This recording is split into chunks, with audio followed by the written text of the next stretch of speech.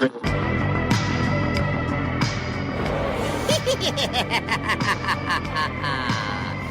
boils and ghouls. It's your old pal, John Kassir, the voice of the Crypt Keeper. And guess what, kiddies? You are now tuned in to PVD Horror Podcast.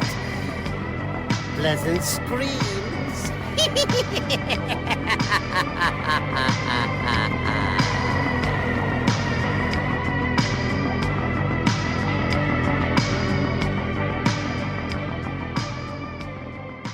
Hey, what's going on? You're now tuned into the PVD Horror Podcast. I'm Brandon, and today I'm joined by multi-award winning director Dominic Lahiff to talk about his new film, Son. Dominic, thanks for coming on the show.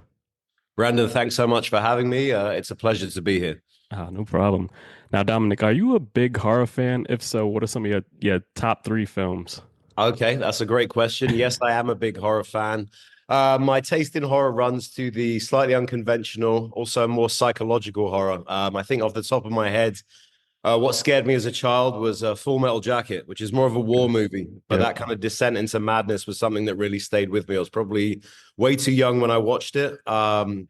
Again, off the top of my head, Don't Look Now, the Donald Sutherland, Julie Christie movie was a good one.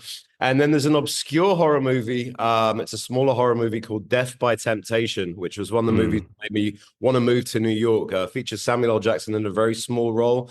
I think the director, his name was James Bond 3. He only made one movie. And it featured a lot of kind of Spike Lee, collaborators and alumni set in Brooklyn. And it was all about the male fear of a powerful sexual woman who in the movie was a vampire. Oh, okay, those are some great good choices that you picked right there. So I appreciate you sharing that with us. So Dominic, during your time at the Work School film school, you began exploring your passion for directing interactive music visuals, which caught the attention of millions at raves across the UK. Can you talk a little bit about that? Yeah, sure. So I did, I was going to be an English major, but film was always my passion. So we have a kind of form that we fill out for university. And just as an afterthought, I filled in 2 film courses, one of which was Warwick, where I got accepted. And yeah, it was really actually exciting because for the first time in my life, I was in a class with 30 people who were all equally excited about film, so we're all passionate about film. But the course was film theory. It was film studies. So it didn't actually teach you any of the practicalities of filmmaking. But my interest out of class was going to raves. The rave scene was very big in England at the time. And, we would actually throw little parties ourselves to make a bit of extra money as students. So we'd throw these parties and then one day we put up a sheet and we projected onto the sheet and we started to, just kind of edit together our favorite forward-moving parts out of movies. So if you imagine like The Evil Dead, the rushing camera, towards the cabin, Star Wars, when we're seeing them, kind of fire the first Star Wars, A New Hope, and we're seeing them fire the laser beams to destroy the Death Star. So it's an edit of all these like kinetic forward-moving sequences. And then what we started to do from there was to actually shoot little bits ourselves to kind of buffer those, to give it a little bit more momentum. So we'd shoot all these crazy rave visuals, just very experimental. But from that, I started to work in music videos, because we would sort of take that mentality and then we would shoot videos for electronic music artists with using the same techniques. I then had a girlfriend at the time. She moved to New York. I moved with her, still very young, started working in film in New York, various entry-level jobs, art department, camera department. And then, I figured out that no one, again, was going to give me directing opportunities. So I started to do things for free, started to direct videos for free for friends of mine who are musicians and in bands. I then met my partner. She's very business-minded. She taught me how to transplant that, move into advertising. Then we started to be fairly successful in the world of commercials.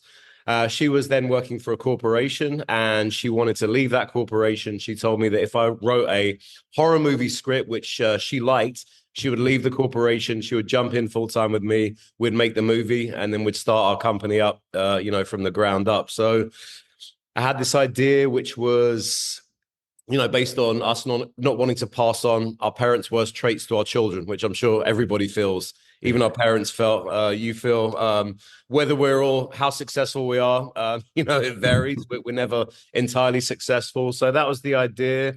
And then, as always, inspired by movies, very tight movie, sort of one night set narratives, After Hours, Irreversible, Bad Lieutenant. It's not set over the course of one night, but it's a very dark, kind of compressed narrative New York tale. All of those in mind, and then some experiences, things which had happened to me. And then there was the dance, which we had become aware of, through short form content. We had worked with some of the dancers from that community. We were friendly with them. So I knew that I wanted to cast the dancer as the lead role, actually playing a dancer and the dance being an integral part of the narrative. Oh, that's awesome. Now, can you tell us a little bit about DLA Films? Yeah, sure. So we kind of started, me and my friends were a solution to actually when my wife was on the corporate side, we would kind of be we need to be shooting Bad Bunny in Puerto Rico next Tuesday and it's Thursday. Can you make it happen? So yeah, we would be the solution for a lot of their production problems. And that's how we kind of loosely formed.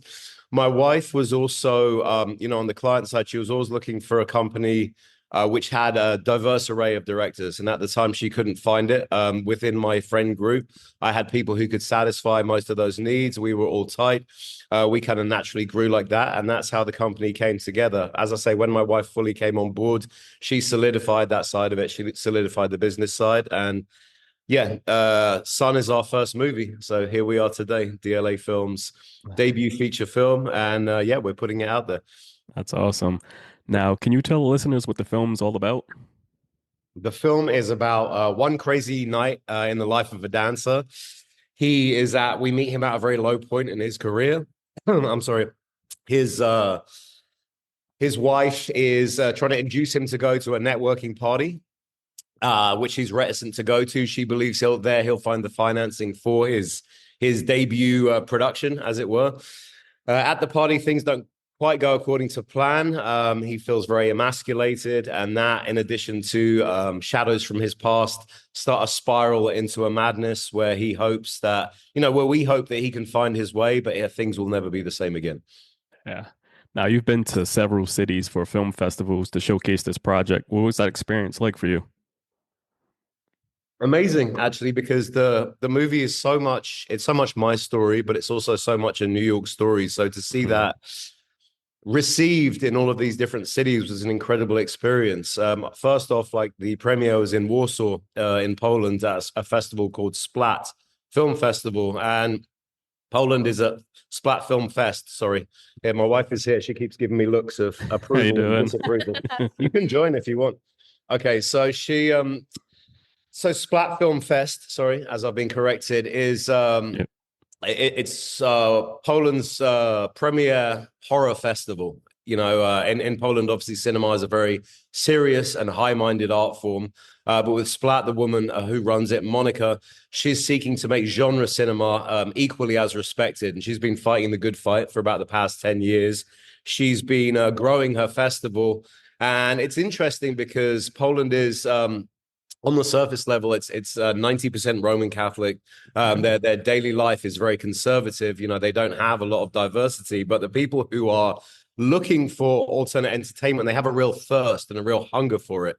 So we presented it in front of this audience, none of whom knew about us. Our dancers came, Cordell and Ghost came with us. They didn't really know very much about New York. They didn't know much about their art form, but they really ate it up. They stood up and they cheered. They were really, really hungry for it. They really engage with it. So it's exciting for us to see that, because when we make commercials, I'm sure, as you know, we just make the commercial, we hand it over to the brand, and then, it goes somewhere. They give it a media placement, and then we're done with it. But we never really see how it's received. Maybe it'll get written up in ad trades. So to actually see our work with a live audience and to see them engaging with it, an audience which is so far from all of us, so far from all of our understanding, was a really great experience. So that was amazing. We then went to London to a smaller film festival called Buried Alive, but it was in a historical venue, Screen on the Green. I'm sorry. What was it called? Unrestricted View Film You can just join. You do that. Unrestricted View. I'm sorry. So it was in a place called Screen on the Green, which is a legendary theatre in Islington. And yeah, we played there. It was like a great audience. Also, the dancers, they have a community in England. It's a smaller community, but they have their community there. So they came through. They reacted very well to the movie. It was a great experience. And what we had started to do as well was because Cordell and Ghost had traveled with us, they wanted to showcase their dance form in each city that we went to. So in London, they had kind of been talking about it on the plane from Warsaw, how they wanted to encapsulate this, how they wanted to build on what they did. They didn't just want it to be their dance. So what they actually did was they told the story of the movie in miniature. So we screened the movie, we had a Q&A, and then they danced. And it was the story of the movie in about 5 minutes, told exclusively through their dance form. We then went to Mexico City, which again, we've worked in Mexico City a lot, a very different crowd. Mexico City has a very beautiful, arts-driven. Have you ever visited? Have you ever been? No, I haven't been there. It's on the list, Well, though. I encourage you to visit very much. So yeah, it was a very incredible arts crowd there. Again, they were amazed by the dance, and they ate it up, the dance music form. And then the final stop of this mini tour was Atlanta. And in Atlanta, there's a huge dance community. That's one of the hubs for their dance form. So there was like a battle organized the night before in Atlanta, like a little bit out of the center. And then all of the dancers from the battle actually came to the screening. And it's really interesting to see the movie with different audiences, because obviously they responded to the parts where dancers features more prominently. The alleyway scene, they went wild for that audience. But also they responded in the way that we hope people will respond to the Bradley character. Like, he was really the villain, and when he when he gets his comeuppance, they were cheering. So it was that was what we were looking for, basically. There you go.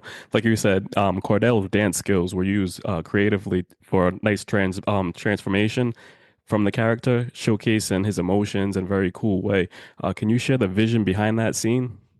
Which scene are you referring to? Like when the dance battle, and then like there was another one when he was kind of like in the club, and his eyes started to turn white. How Yeah. vision behind that for you? So the interesting thing is that the alleyway scene and the club scene, they were somewhat choreographed. I Okay. was kind of thinking, like, what would it look like if you were taking a beating and the person giving you the beating was not present? So if it's a parent, if it's an adversary, that was the idea. As little kids, we all imagine how would it be to fight the bully, right? Like, what would it be? This guy's picking on me. What would I say? And then what would I do? So we have this kind of imaginary fight in our head. So it was the sort of reverse of that. Like, what would it look like if he was taking a beating? So his arm gets yanked up, his head gets knocked from side to side, he gets thrown on the ground, he gets kicked around. So it's kind of mimicking all of those moves without seeing the aggressor actually being there.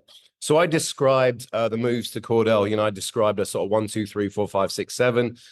He showed me how he would do it. And obviously he has incredible physical control because of his, 20 years of movement and dance training.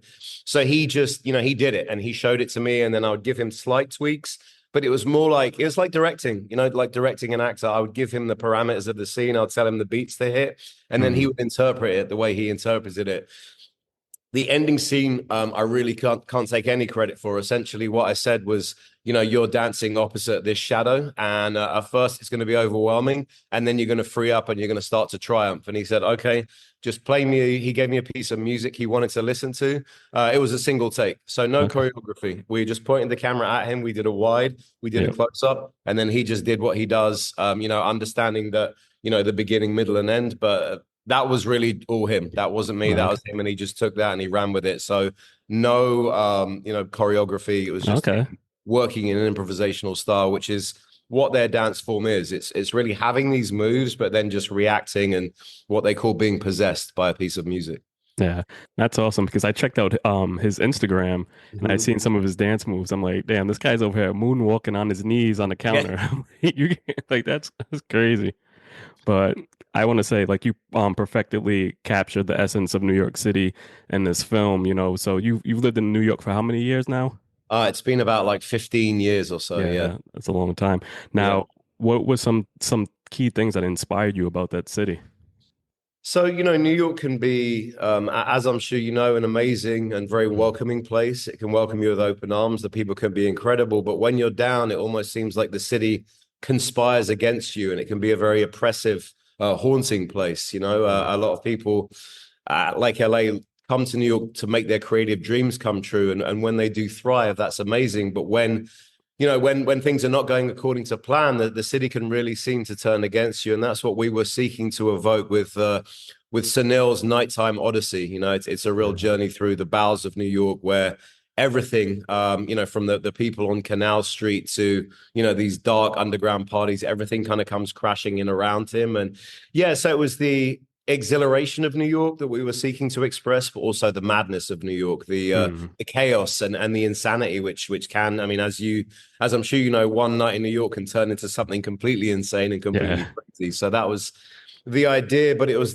for the viewer is that the city filtered through Sunil's perspective, filtered through his dissolution, but also just his perspective of oppression and fear. And I mean, when we meet him in the beginning, he is somewhat agoraphobic. Like, he doesn't really want to leave the house. He's very disenchanted and almost intimidated by the outside world, because it has been so threatening to him. And then unfortunately his fears are confirmed, although he happily does manage to triumph and overcome them. But so that's I hope I answered your question. Oh yeah, definitely, right on. Throughout the years, we have seen numerous films that didn't require a monster and instead zeroed in on our darkest fears. What inspired you to make this type of film? Yeah, so for me, obviously there are many different genres of horror. There are supernatural, there are slasher, and then there are psychological, just to name three. For me personally, psychological horror is always the most terrifying. Supernatural, some of us may have seen a ghost. Slasher, yes, there are serial killers out there, but they're in a very, very small number. But we do so much more harm to ourselves and to other people when we're psychologically imbalanced on a daily basis than the other two instances.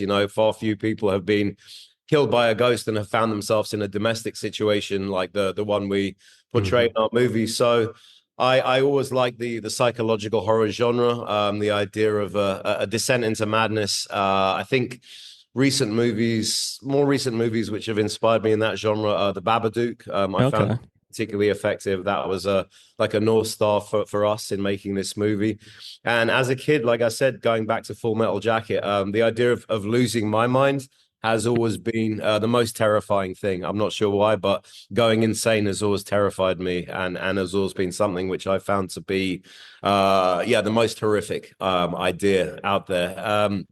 And then also segueing into the dance, I mean, what they do, what both Ghost and Cordell do, is they take the subconscious and they make it visual, so they take the way they feel, both mentally and physically, and also the way the music makes them feel, and they turn it into a visual thing. So it's a perfect art form to express themes of psychological horror, but also themes of sort of salvation through creativity, essentially. Okay, cool.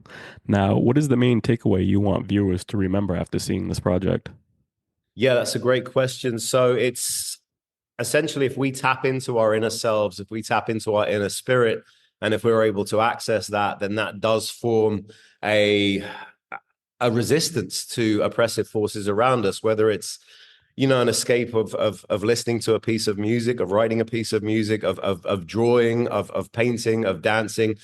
Those things that we all have within us, all of us have an ability to access it, that can help us through the most traumatic moments in our life. And I hope that through the movie, I mean, what Cordell and what Ghost do is different to what I do, but they all come from the same place. The movie, writing the movie, directing the movies is helpful to me to work out my own traumas, and their art form is helpful to them. So I hope that people can see the unity of me, and I'm a guy who comes from a very different background to the background that they do, but the unity of what we do is something that can inspire and can be accessed by everybody who watches it. So it's to to promote that message to as broad a cross section of people as possible, and also to say that, you know, horror doesn't have to be thought of as this dumbed down B movie format. Horror can be incredibly transcendent. Horror can be incredibly thought provoking. Horror can enable us to wrap up these very esoteric ideas in a sandwich, which we can give to a very wide audience, and to enable them to think, you know, to enable them to go home and discuss. I think one of the most inspiring experiences that my wife and I have had recently is that we went, well, not recently, it was 4 or 5 years ago, we went to our local movie theater in Queens, and we saw Hereditary, which is another great movie about family trauma. It's told in a very different format, but it's a great movie. And I remember we came out, and it was a later show, and it was about midnight, and there were these 3 boys. They were young, 18, 19-year-old, and they're all not cinephiles, sorry. They were just regular moviegoers, but none of them wanted to go home because they all wanted to debate what the movie meant to them individually. Yeah. And I was just listening into them, and each one of their interpretations was equally valid. You know, what they were saying was equally valid, but different. And I thought, this is a great movie because these kids are watching it, and, you know, they've eaten their popcorn, but they've really engaged with it. And the next day they're probably going to, you know, talk to each other some more about it. So horror really has the ability to do that. You know, it's great to have art house movies that play to festivals, but if you want to access an audience which you wouldn't usually access, I think horror is the perfect vehicle to do that. Oh, definitely. Because that's just like what me and my co-host always do. Like after a film, we're just like, sometimes we're like, all right, I'll get back to you tomorrow after I you know, settled in and watched thought about the film. So that's definitely on point. Now, where can, you know, some of our viewers watch Sun? Like, do you have a set release date, or because I know so we're currently, that's a great question also. Thank you for asking that. We're currently talking to more festivals, so we're going to embark on another festival tour. You'll be the first to know when we have the new dates in. Okay. We are talking to distributors. I think for us, again, nothing has been signed, nothing has been set in stone. We're having a number of conversations, but key for us would be to do like a brief theatrical tour, firstly of the major cities in which the dance community has a strong foothold, because we would want to enlarge on that format where we do have this, you know, showing of the movie, and we also have the dance afterwards, and then maybe Ghost and Cordell and also myself can talk about, you know, our own journey through the movie. So we'll be looking to do that kind of roadshow format. And I think that would be in cities, again, like New York, Detroit, Atlanta, Philadelphia, Dallas, and Los Angeles, cities where they have a community. So it'd be a brief theatrical run, and then we're going to streaming. And then we're talking to, again, a couple of streamers, but I can't really reveal anything at this point. So definitely keep you posted on that one. All right, sounds good. Now, Dominic, can you share any info on any other upcoming projects that you can tell the listeners about, and where they can find you on social media? I can, absolutely. We are working on another horror movie as we speak. You know, the script is almost complete, and that's a female revenge movie. Still has a monster, and it's based around TikTok. That's all I can say. And then we can be found, I think our most recent updates can be found on our Instagram, which is just DLA Films. So that's at DLA Films, DLA Films. And yeah, all of the updates surrounding Sun, commercial projects, and upcoming projects can be found there. Okay, cool. Thanks. Dominic, thanks for coming on the show. And for everyone listening, definitely check out Sun whenever it's streaming, or if it's coming to your local city on a tour. So you don't want to miss this. We'll be back next week with another episode. Until then, take it easy. Dominic, thanks again. And when it comes back on, when you get a release date, we'll definitely post it out there so everybody can check it out, because you don't want to miss this film, man. It's really creative, and I appreciate you stopping by today. Will do. Thank you so much for having me, and thank you for all your great questions. You know, it's great what you're doing, and I'm really inspired by, you know, the support you provide for filmmakers, and also your passion for film. It means a lot. So thank you for having me.